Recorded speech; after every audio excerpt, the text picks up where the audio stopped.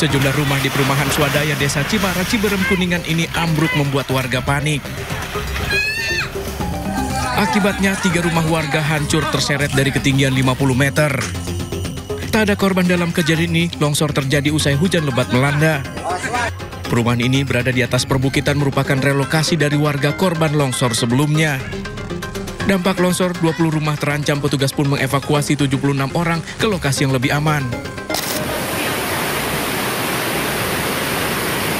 Sementara banjir bandang luapan Sungai Cipagar, Kabupaten Cirebon menerjang 5 kecamatan. Bahkan sejumlah kendaraan milik warga yang terparkir hanyut terbawa kuatnya arus air. Warga menyebut air datang tiba-tiba dengan cepat, membuat warga pasrah tak bisa menyelamatkan harta benda. Warga kini memilih mengungsi. Ketinggian air? Ya kira-kira di sini ada 1 meter lebih. 1 meter. Banyak ini rumah yang terendam ya artinya? Banyak. Banjir bandang ini merendam ribuan rumah warga. Tim kontributor melaporkan.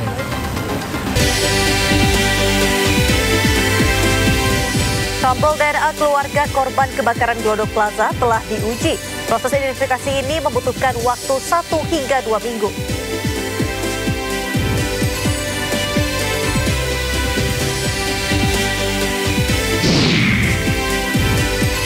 Viral di media sosial, sejumlah pegawai Kementerian Pendidikan Tinggi, Sains dan Teknologi tiba-tiba melakukan aksi unjuk rasa.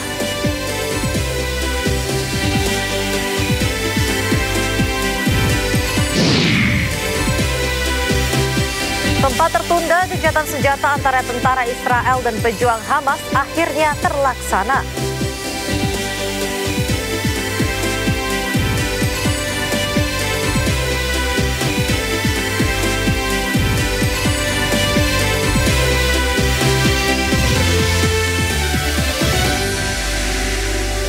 Halo pemirsa, Sindo Malam hadir dengan beragam informasi terkini tanah air serta mancanegara.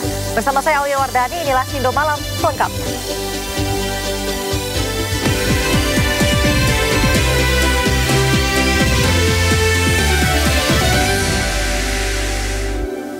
Kita awali Sindo Malam hari ini pemirsa, proses evakuasi dan pencarian korban kebakaran di Glodok Plaza Jakarta Barat kembali dilanjutkan.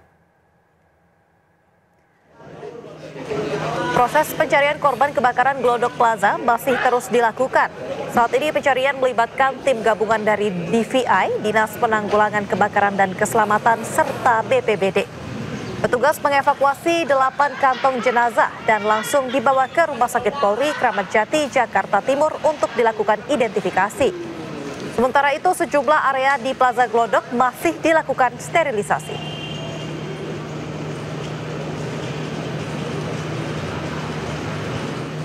Sementara itu, seorang suami mencari keberadaan istrinya yang hilang dalam kebakaran Glodok Plaza, Jakarta Barat. Dan saat peristiwa kebakaran, dirinya sempat dihubungi oleh istrinya. Saya berharap sih dia masih ada, Pak. Karena dia keluar rumah itu niatnya kerja. Dia bantu saya cari nafkah.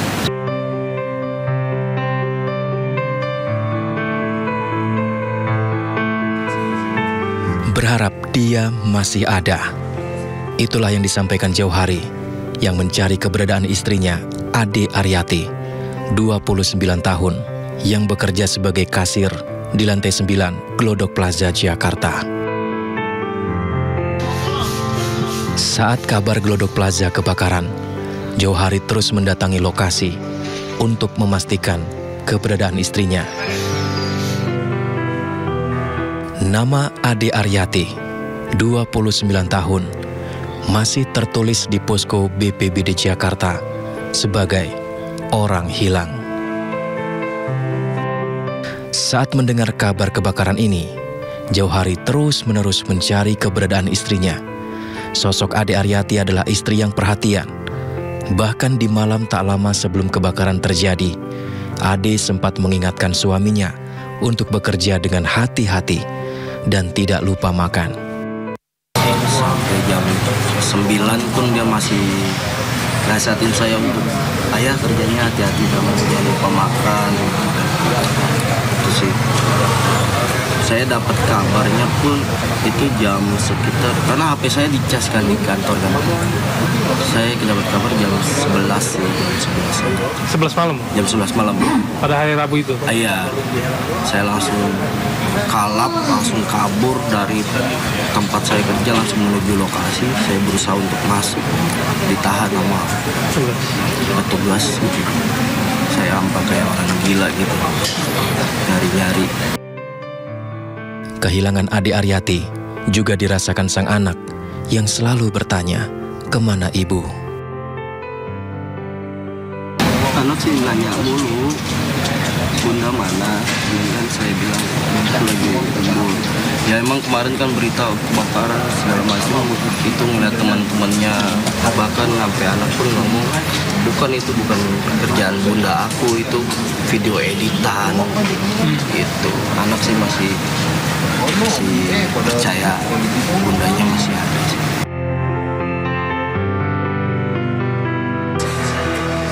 Hingga saat ini, Jauhari masih terus mencari kepastian keberadaan istrinya. Dari Jakarta, Gani, iNews melaporkan. Sampel DNA keluarga korban kebakaran Glodok Plaza telah diuji oleh tim DVI Rumah Sakit Polri. Proses identifikasi ini membutuhkan waktu 1 hingga 2 minggu.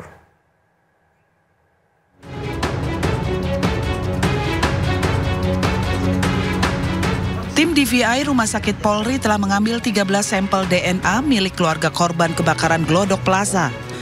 Sampel ini digunakan untuk proses identifikasi jenazah korban yang telah diterima oleh Rumah Sakit Polri Kramat Jati. Proses identifikasi membutuhkan waktu 1 hingga 2 minggu, tergantung dari sampel DNA dari keluarga korban. Dari hasil DNA yang diambil dari keluarga korban, pihak Rumah Sakit Polri akan mencocokkannya dengan data korban. Pemeriksaan fisik di kamar jenazah, kemudian mengambil sampel DNA dari jenazah sudah dilaksanakan, kemudian dikirim ke lab kita sehingga kita proses. Kemudian keluarga korban juga telah memberikan data-data tentang orang yang dinyatakan hilang, dan dari mereka kita ambil juga sampel DNA-nya, dan semuanya yang setelah kita ambil kita proses di lab laboratorium DNA Puskesmas Polri. Seperti yang saya berulang kali sampaikan bahwa normalnya itu 1 sampai 2 minggu. Namun bisa saja lebih cepat, bisa saja lebih lambat ya, tergantung dari kapasitas kemampuan dari lab kita ya.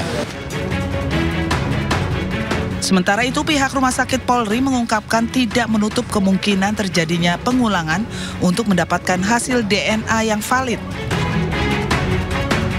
Hal ini lantaran kondisi sampel DNA yang diambil dari tubuh korban tidak ideal. Namun tim DVI dari Rumah Sakit Polri telah mengambil sampel DNA dari seluruh jenazah ataupun bagian tubuh jenazah yang ada untuk diidentifikasi. Dari Jakarta, tim liputan iNews melaporkan. Pemirsa, Pusat Laboratorium Forensik segera melakukan pemeriksaan mobil milik Hendrawan Ostefani, Brigadir Jenderal Purnawirawan TNI yang ditemukan tewas mengambang di perairan Pelabuhan Marunda, Jakarta Utara.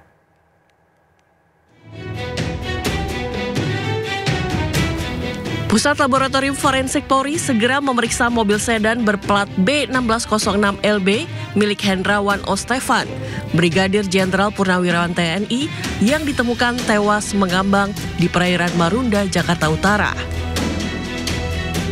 Pemeriksaan mobil tersebut akan didampingi penyidik Subditreskrimum Ditreskrimum Polda Metro Jaya. Mobil sedan hitam milik Brigadir Jenderal Purnawirawan TNI Hendrawan Ostefan ditemukan pada Sabtu 18 Januari sekitar pukul 9 pagi waktu Indonesia Barat. Kendaraan tersebut berada pada radius 5 meter dari bibir dermaga Pelabuhan Marunda. Tim penyelam Basarnas menemukan mobil dalam kondisi terbalik di dalam lumpur. Sebelumnya, Hendrawan Ostefan ditemukan tewas mengambang di perairan Pelabuhan Marunda, Jakarta Utara. Saat evakuasi, petugas menemukan dompet berisi kartu anggota TNI dan BIN. Detik-detik saat mobil yang dikendarai Brigjen TNI Purnawirawan Hendrawan Ostefan terjun ke Laut Marunda juga terekam dalam kamera pengawas yang terpasang di dermaga. Tim Liputan iNews melaporkan. Video oknum kepala desa diduga menjadi dalang pemasangan pagar bambu misterius di Laut Pesisir Kabupaten Tangerang, Banten viral di media sosial. Namun saat mintai keterangan, oknum kepala desa menyebut bahwa video tersebut adalah video 2 tahun lalu dan tidak ada hubungannya dengan pagar laut saat ini.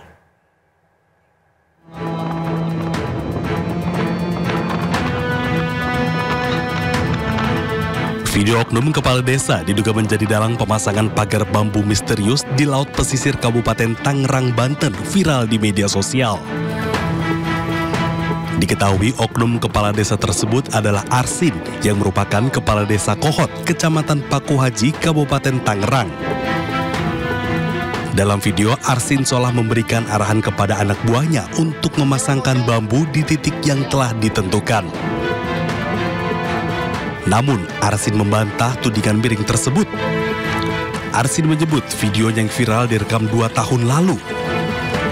Kedatangannya kala itu adalah untuk melakukan sidak karena adanya laporan warga terkait aktivitas ilegal pemasangan bambu di bibir pantai. Itu foto itu, video itu 2 tahun yang lalu. Kenapa saya waktu itu ke laut, ke pinggir laut? Jadi ada beberapa RT, RW dan wakil kepala kuli desa Kohot itu datang ke rumah, bilang katanya ada yang masang bambu. Tujuannya itu soalnya yang kerja banyak, dia pengen kerja juga. Akhirnya saya begitu ada sekarang waktu, saya datang ke sana, kurang lebih saya sidak lah. Kenapa? Sebagai kepala desa, saya harus tahu apa yang terjadi di desa saya. Ketika nanti ada yang mempertanyakan, jawaban tidak tahu, itu bukan jawaban seorang kepala desa. Akhirnya saya ke sana, saya lihat benar, saya bilang, ini ada apa Pak? Saya mau masang-masang bambu. Saya masang bambu, dia bilang saya ngebatasin tanah saya. Oh, dasarnya apa? Ada gambar ukurnya dari BPN. Oh iya. Akhirnya saya nunjuk-nunjuk batasan mana gitu. Itu tangan saya, itu seperti itu. Pagar bambu misterius yang membentang sepanjang 30,16 km hingga kini masih berdiri. Teka-teki siapa pemiliknya juga masih belum diketahui. Belakangan pemasangan pagar dikait-kaitkan dengan perluasan pembangunan PIK 2. Dari Kabupaten Tangerang, Banten, Hasnugara, iNews melaporkan. Pembongkaran pagar laut di kawasan Tanjung Pasir, Tangerang ditunda sementara. Penundaan lantaran pembongkaran di hari pertama mengalami sejumlah kendala dan tengah dievaluasi.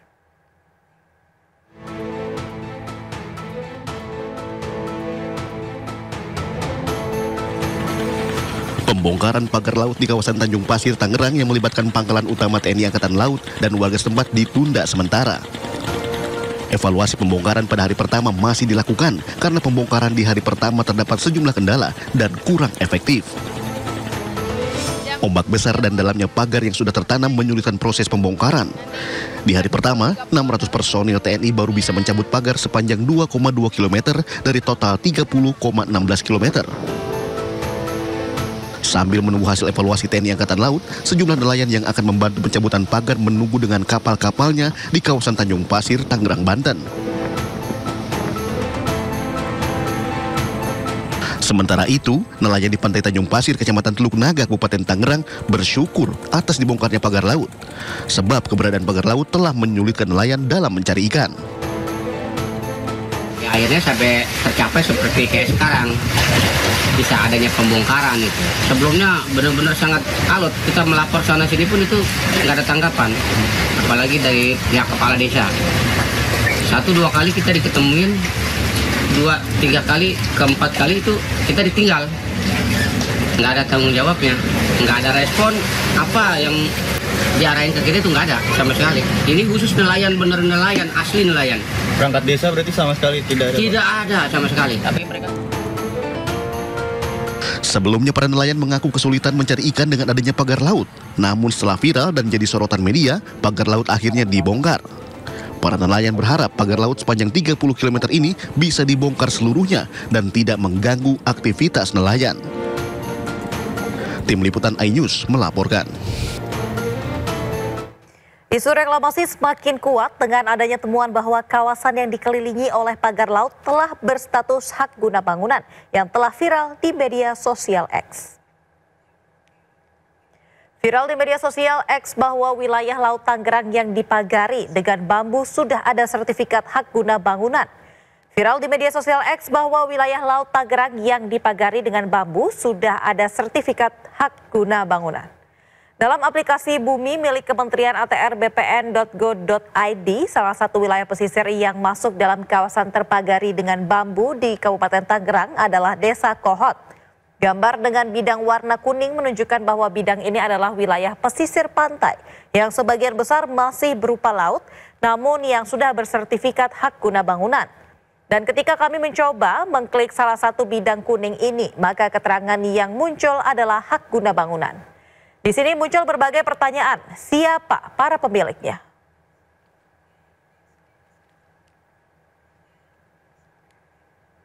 Menteri Agraria dan Tata Ruang, Kepala Badan Pertanahan Nasional Nusron Wahid membenarkan pagar laut sepanjang 30 km lebih di perairan Tangerang telah memiliki sertifikat hak guna bangunan dan sertifikat hak milik. Dan di sisi lain pemirsa, Menteri Kelautan dan Perikanan Sakti Wahyu Trenggono menyatakan sertifikat hak guna bangunan di pagar laut Tangerang, Banten bersifat ilegal. Mengakui atau kami membenarkan ada sertifikat yang berseliweran di kawasan pagar laut sebagaimana yang muncul di banyak sosmed tersebut. Jumlahnya 263 bidang dalam bentuk SHGB atas nama PT Intan Agung Makmur. Berita-berita yang muncul di media maupun di sosmed tentang adanya sertifikat tersebut, setelah kami cek benar adanya, lokasinya pun benar adanya sesuai dengan aplikasi Bumi, yaitu ada di Desa Kohot, Kecamatan Pakuaji, Kabupaten Tangerang. Saya bersama Wamen dipanggil oleh Bapak Presiden. Beliau tentu saya laporkan beberapa hal yang sedang menjadi sorotan publik. Salah satunya adalah soal pagar laut. Saya sampaikan juga hal yang sama itu terjadi tidak hanya di di Tangerang, Banten ya, tetapi juga di Bekasi. Nah, khusus untuk di Tangerang, Banten, saya laporkan bahwa memang kita temukan tidak ada izin. Jadi pada dasarnya sesuai dengan Undang-Undang Cipta Kerja bahwa pembangunan di ruang laut itu harus mendapatkan izin KKPRL, jadi kesesuaian ruang laut. Ya. Jadi karena tidak ada, langkah pertama yang harus dilakukan adalah kan sesuai dengan aturan undang-undang. Jadi kita tidak bisa sembarangan. Pertama, kita lakukan yang namanya penyegelan. Setelah kita lakukan penyegelan, kita identifikasi siapa yang punya. Kan pada saat kita lakukan penyegelan kan nggak tahu nih siapa yang punya. Ya, secara yuridis kan harus ada yang mengakui siapa yang punya dan seterusnya dan seterusnya dan seterusnya. Tadi saya mendapatkan press conference juga dari Menteri ATR BPN bahwa sudah ada sertifikat yang ada di dalam laut. Saya perlu sampaikan kalau di dasar laut itu tidak boleh ada sertifikat. Jadi itu sudah jelas. Dalang dibalik keberadaan pagar laut misterius yang membentang sepanjang kurang lebih 30 km di perairan Tangerang, Banten masih menjadi teka-teki. Sementara itu pemirsa, media sosial diramaikan dengan aksi saling tuding antara aktivis dan juga pihak swasta yang mengelola wilayah PIK. Hal tersebut dikaitkan pula dengan pengembangan proyek strategis nasional.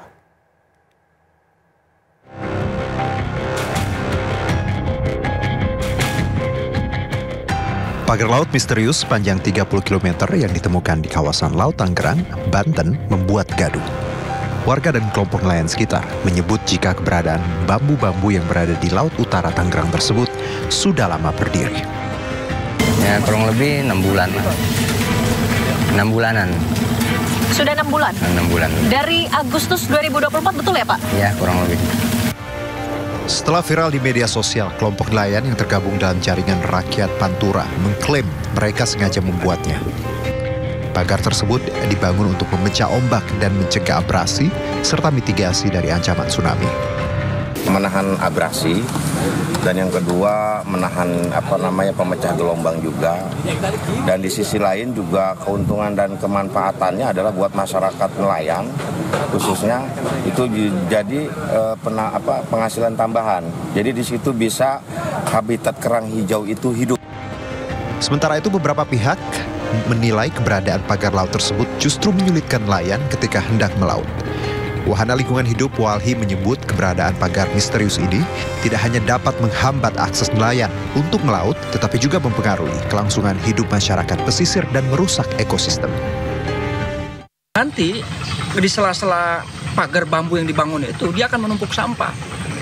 Ini akan menyulitkan, terutama bagi nelayan-nelayan yang butuh sirkulasi, nelayan tambak maksudnya gitu ya, butuh sirkulasi air, kan ini daerah yang tercemar dari atas bisa jadi tuh. Kalau dia nggak lancar pembuangan airnya dan sebaliknya dari laut masuk kemari, ini bisa berpengaruh terhadap konteks budidaya, bisa terancam gagal. Pertanyaan siapa di balik keberadaan pagar laut mengemuka setelah aktivis Said Didu angkat bicara di media sosial.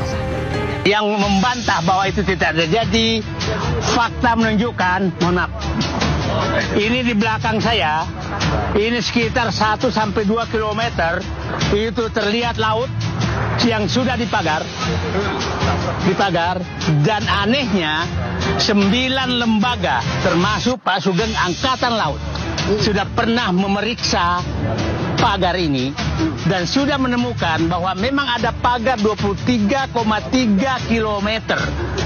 Anehnya tidak ada satu lembaga pun, termasuk Angkatan Laut, yang berani menyatakan siapa yang membangun pagar.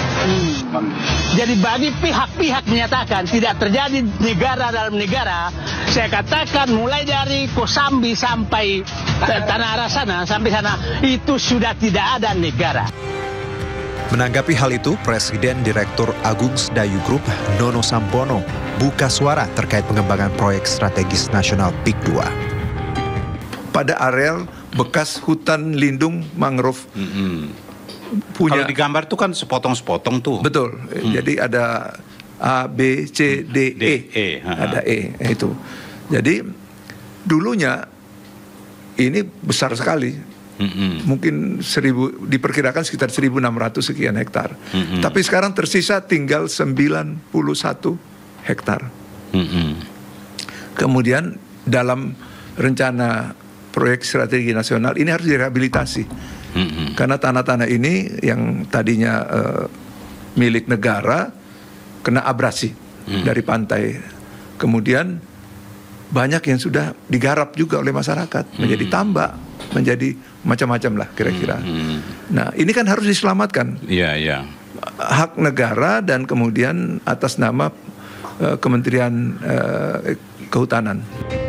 Melalui sebuah podcast di YouTube, Presiden Direktur Agung Sedayu Group, Nono Sampono, membantah pengembangan PIK 2 yang disebut menyalahi aturan. Barang ini kan barang halal.